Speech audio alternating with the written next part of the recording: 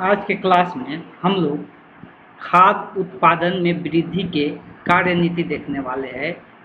खाद्य का मतलब होता है जो हम लोग खाद्य पदार्थ खाते हैं उसको हम लोग भोजन भी बोल सकते हैं। तो जो हम लोग भोजन में खाते हैं उसी को हम लोग खाद्य उत्पादन हम लोग कहते हैं, उसी को हम लोग क्या कहते हैं, खाद्य कहते हैं।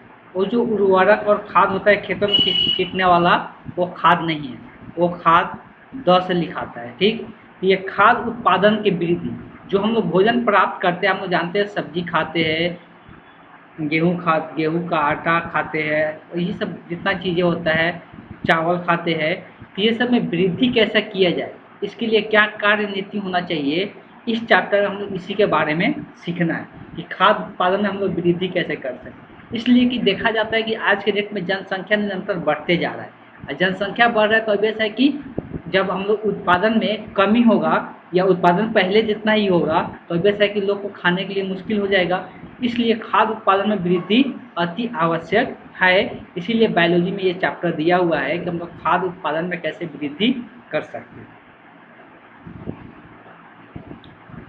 विश्व की जनसंख्या निरंतर वृद्धि के कारण खाद्य उत्पादन मनुष्य की पहली प्राथमिकता बन गई है। तो वही चीज़ लिखा हुआ है कि अगर पूरा विश्व का बात करेंगे तो जनसंख्या बढ़ते जा रहा है, और जनसंख्या बढ़ने के कारण ऑब्वियस है कि हम लोग प्राथमिकता ये है कि खाद्य, हम लोग जो भोज्य पदार्थ है, खाद्य उत्पादन है, उसका वृद्धि हम लोग कैसे करें। अदरवाइज आगे जाके क्या होने लगेगा, भोजन ही कमने लगेगा, लोगों को खाने के लिए भोजन नहीं रहेगा। इस कारण से हम लोग को जरूरी है खाद्य उत्पादन में वृद्धि करें। खाद्य उत्पादन की वृद्धि में पशुपालन तथा पादप प्रजनन पर लागू होने वाले जैविक सिद्धांत हमारे प्रयासों को सफल बनाने में मुख्य भूमिका निभाते हैं। तो अब आगे दिया हुआ है किसके लिए हम लोग क्या कर सकते हैं, पशुपालन में ज़्यादा से ज़्यादा वृद्धि हो सके। पशुपालन से हम लोग को क्या क्या फ़ायदा होता है, तो उसको लोग मीट खाते हैं, उसका दूध खाते हैं, उसका एग खाते हैं। तो इस कारण से ये पशुपालन में वृद्धि करके हम लोग ये सब चीज़ों का मात्रा क्या कर सकते हैं, बढ़ा सकते हैं। और पादप प्रजनन कुछ ऐसा कराया जाए कि कम ही खाना खाए लेकिन उसमें प्रोटीन का मात्रा, उसमें विटामिन का मात्रा, या उसमें क्या बोल सकते हैं कि ऊर्जा का मात्रा, जो हम लोग कार्बोहाइड्रेट का मात्रा ज़्यादा मात्रा में मिल सके, जिससे हम लोग ऊर्जा आसानी से प्राप्त हो सके। ये सब चीज़ों के बारे में हम लोग किस प्रकार से वृद्धि कर सकते हैं, इस चैप्टर के अंतर्गत पढ़ना है। पशुओं में भ्रूण स्थानांतरण की नई तकनीक नस्लों में सुधारने और अधिक उपयोगी बनाने के लिए, अब बात करते हैं अगर पशु का, तो पशु में भ्रूण स्थानांतरण आजकल किया जा रहा है। भ्रूण स्थानांतरण का मतलब क्या होता है, जब भ्रूण का निर्माण हो जाता है तो उसको दूसरे के शरीर में स्थानांतरित कर दिया जाता है और वो अपने बच्चे का पालना शुरू कर देता है।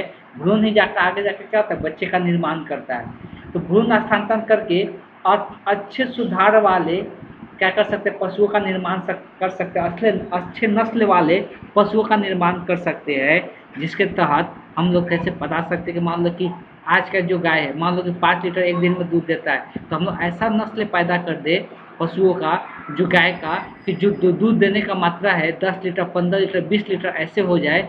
इसके लिए हम लोग क्या क्या तकनीक अपना रहे हैं उसके बारे में हम लोग चर्चा करेंगे। बात समझ में आया।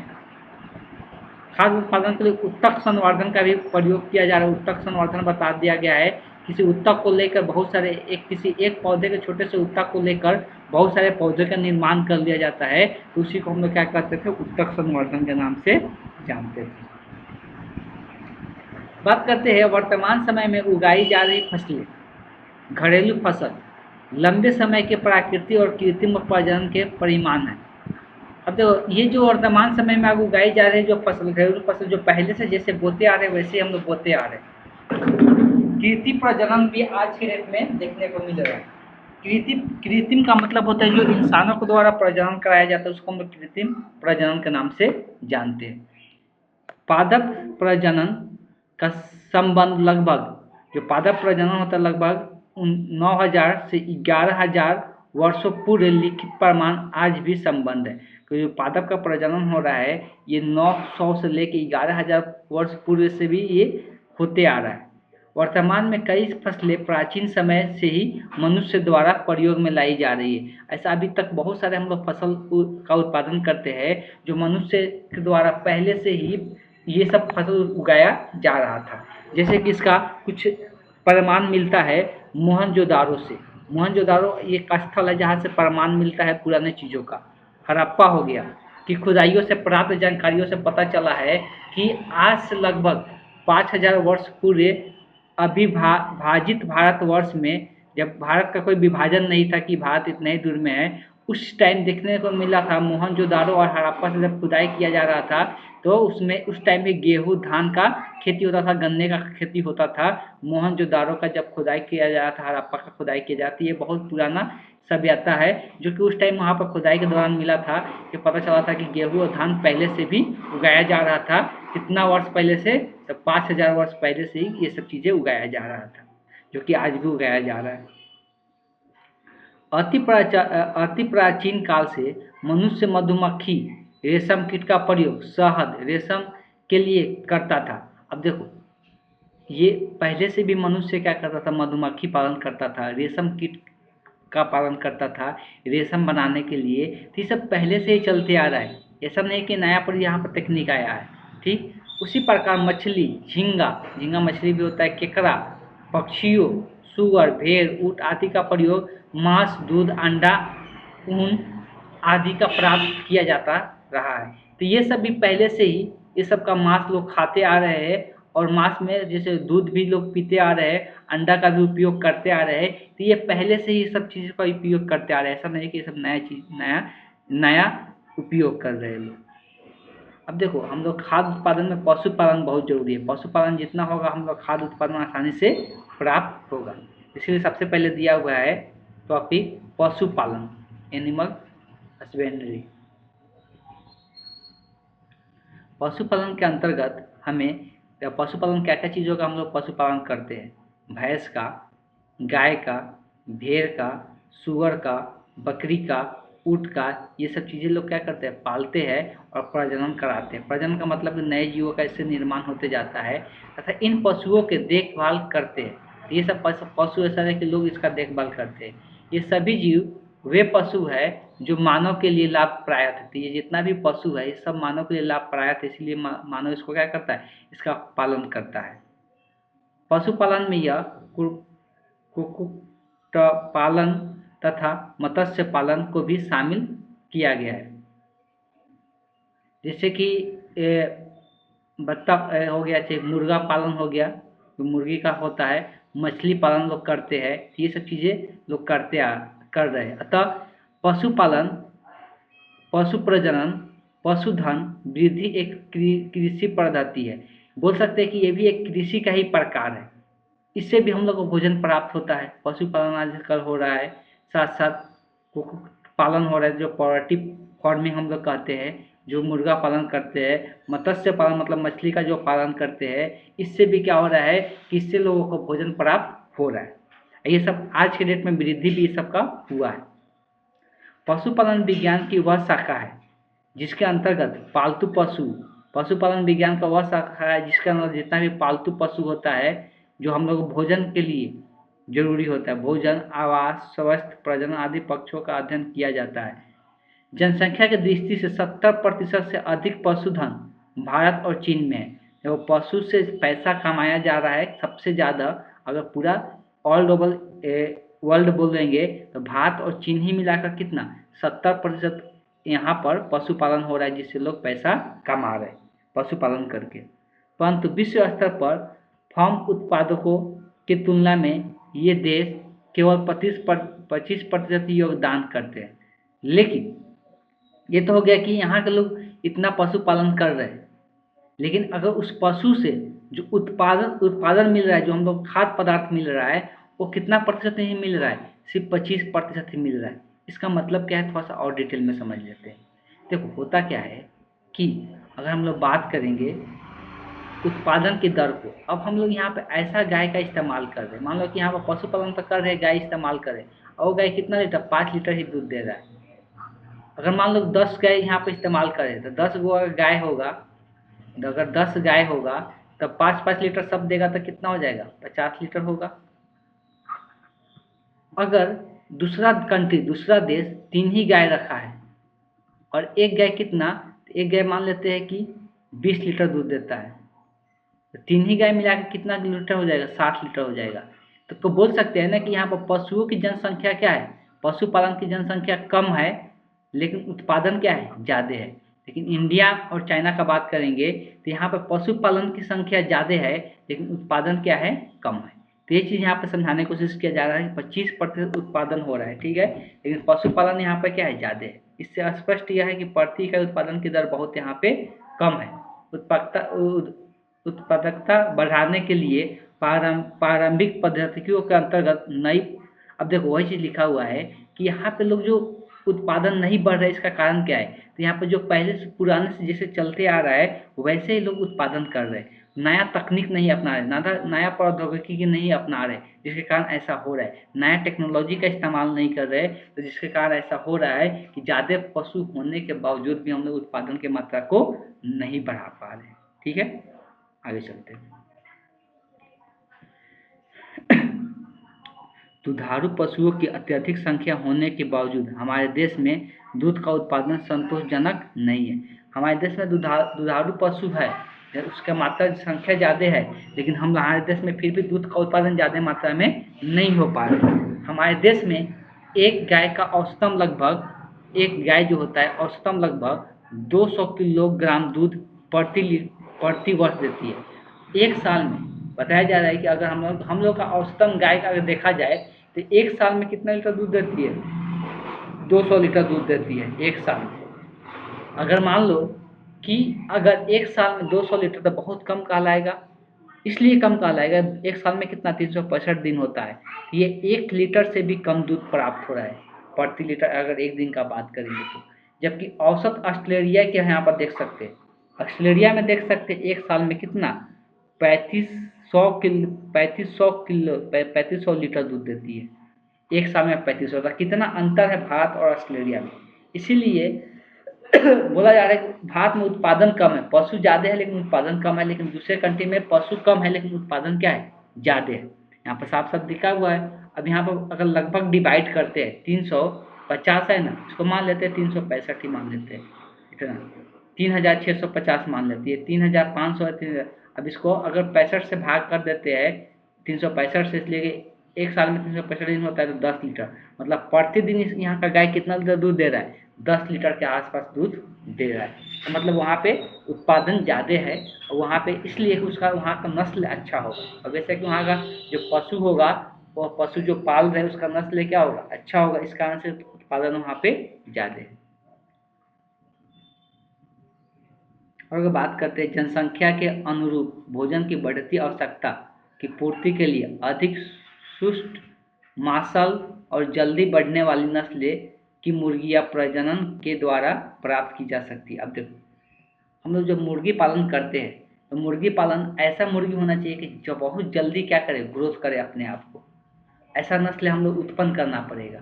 और मांस हम लोग को ज़्यादा मात्रा में दे तो वैसे कि इससे फायदा होगा, कम मुर्गी रहेगा भी फिर भी ज़्यादा मात्रा में हम लोग को मांस प्राप्त हो जाएगा।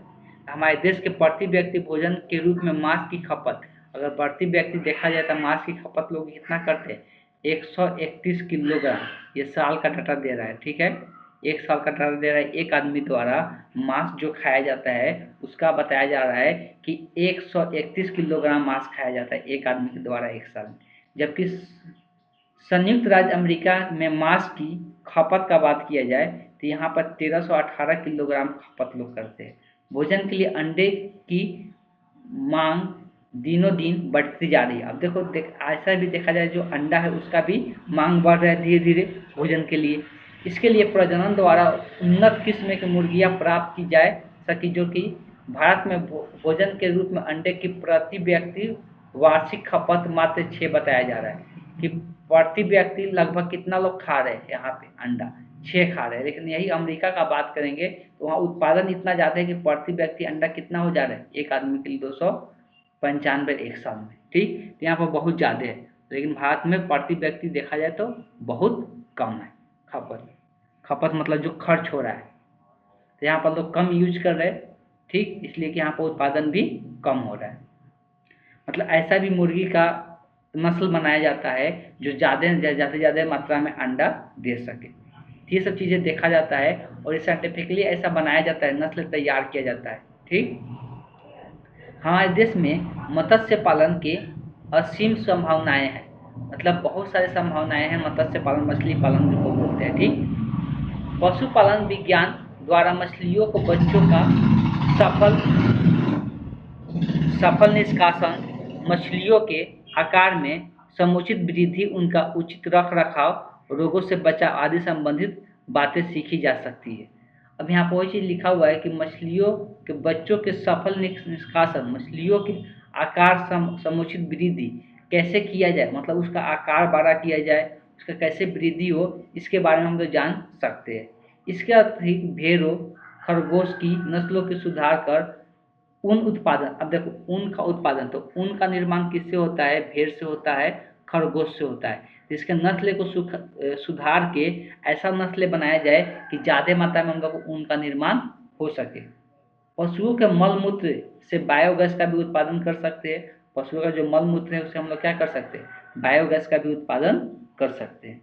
बायोगैस हम लोग पढ़ रहे थे कि बायोगैस का निर्माण पशुओं का मल मूत्र हो गया, जितना भी कार्बनिक पदार्थ होता है सबको एक गड्ढे में डाल दिया जाता है और उस पर एक पाइप लगा दिया जाता है, जिससे बायोगैस का उसमें गैस बन जाता है कुछ दिनों के बाद, और वही बायोगैस का निर्माण किया जाता है खाना वगैरह बनाने में।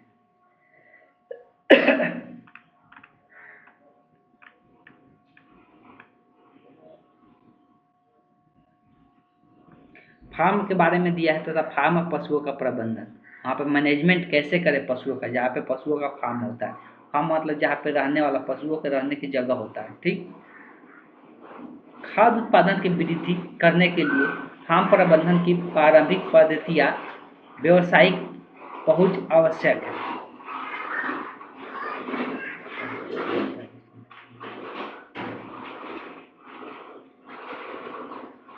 खाद्य उत्पादन की वृद्धि करने के लिए फार्म प्रबंधन प्रारंभिक पद्धतियाँ व्यावसायिक पहुँच आवश्यक है। दूध देने वाले पशु, कुक्कुट पालन, पशु प्रजनन, मधुमक्खी पालन, मत्स्य पारंपरिक प्रबंध को बढ़ावा तभी मिल सकता है जब नस्ल की गुणवत्ता में ध्यान में रखकर उनके प्रजनन और रख रखाव के विशेष ध्यान दिया जाए। अब देखो, इसके गुणवत्ता को बढ़ाना जरूरी है। जो पशु पालन करते हैं, मुर्गी पालन करते हैं, या पशुओं का पालन करते हैं, या मधुमक्खी पालन करते हैं, या मछली पालन करते हैं, किसी का भी पालन करते हैं तो उसका गुणवत्ता बढ़ना चाहिए। और गुणवत्ता कभी बनेगा जब उसका नस्ल अच्छे नस्ल वाला तैयार करेंगे तब। तो ये प्रजनन कराकर अच्छे नस्ल वाला क्या किया जाता है, तैयार किया जाता है। जैसे गाय में देखा जाता है बीज डाला जाता है डॉक्टर के द्वारा, तो वो जो बीज होता है वो अच्छे नस्ल वाला बीज होता है जो गायों के अंदर शरीर में डाला जाता है, जिससे बच्चे का निर्माण होता है। तो वो अच्छे नस्ल वाला होगा तो ऑब्वियस है कि उसका उसमें दूध का उत्पादन, उसका जो बच्चा होगा उससे जो दूध का उत्पादन होगा वो ज़्यादा मात्रा में दूध का उत्पादन करेगा।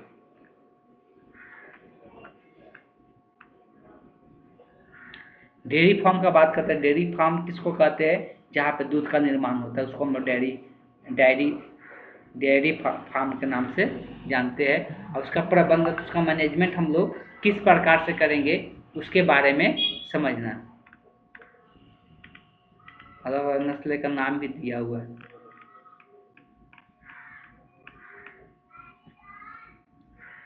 डेयरी उद्योग में दूध प्रदायी पशु जैसे गाय भैंस का प्रबंधन किया जाता है, इसका मैनेजमेंट किया जाता है, जहाँ पे दूधों का निर्माण किया जाता है। तो अभी से दूध का निर्माण किससे होता है, गाय और भैंस से। इसी को हम लोग डेयरी फार्म के नाम से जानते हैं। दूध उत्पादन मुख्यतः इस बात पर निर्भर करता है कि उस डेयरी में रखे गए पशुओं की नस्ल की गुणवत्ता कैसा है। जो उस डेयरी में जो पशु रखा गया है उसका गुण कैसा है, उसी पर यह डिपेंड करता है कि वो दूध का कितना निर्माण करेगा।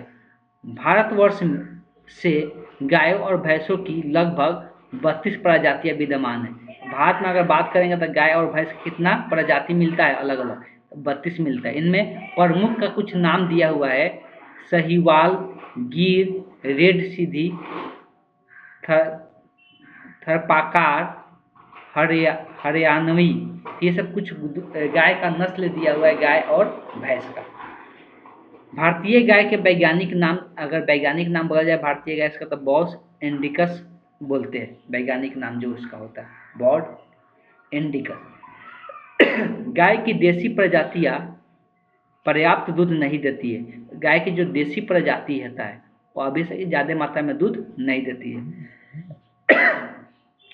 इसलिए हमारे देश में भी विदेशी नस्लों की संकरण द्वारा अधिक दुधारू गायों की प्रजातियां विकसित की गई है। तो प्रजनन कराकर विदेशी नस्ल यहाँ पे लाया गया है जिससे ज़्यादा मात्रा में दूध उत्पन्न कर सके। जैसे हम लोग जर्सी बोलते हैं, स्विसस हो गया, हॉल्स स्टाइलिन, फ्रीसियन हो गया। ये सब नस्ल का नाम है जो ये विदेशी नस्ल है जो कि हमारे देश में आ चुका है और इससे ज़्यादा मात्रा में दूध का निर्माण होता है।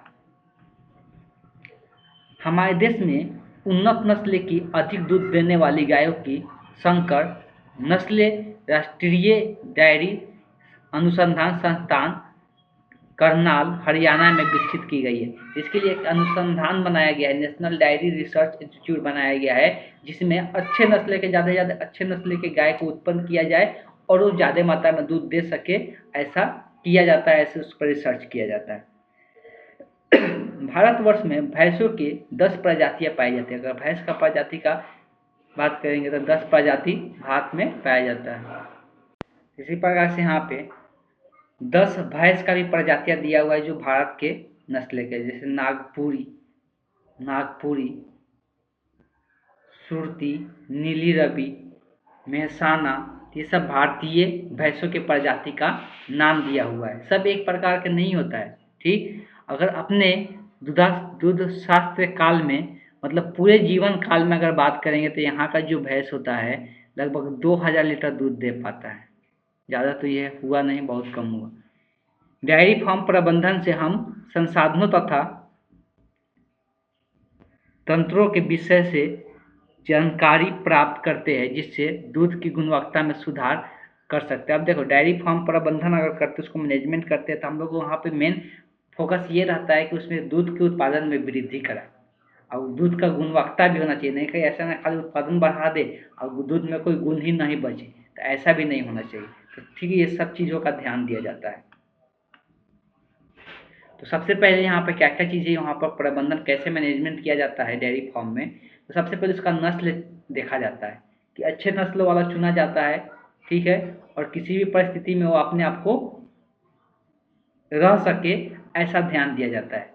उसके बाद उसका देखभाल किया जाता है। अच्छे उत्पादन के लिए पशुओं का अच्छी देखभाल आवश्यक है। अगर देखभाल नहीं होगा, उसका स्वास्थ्य अच्छा नहीं होगा, उसका पानी नहीं मिलेगा, पानी का सुविधा नहीं होगा, तो ये सब रोग मुक्त होना चाहिए, उसका कोई कुछ रोग नहीं होना चाहिए। ये सब चीज़ें इसके देखभाल में आ जाता है कि इसका देखभाल अच्छे से किया जाता है।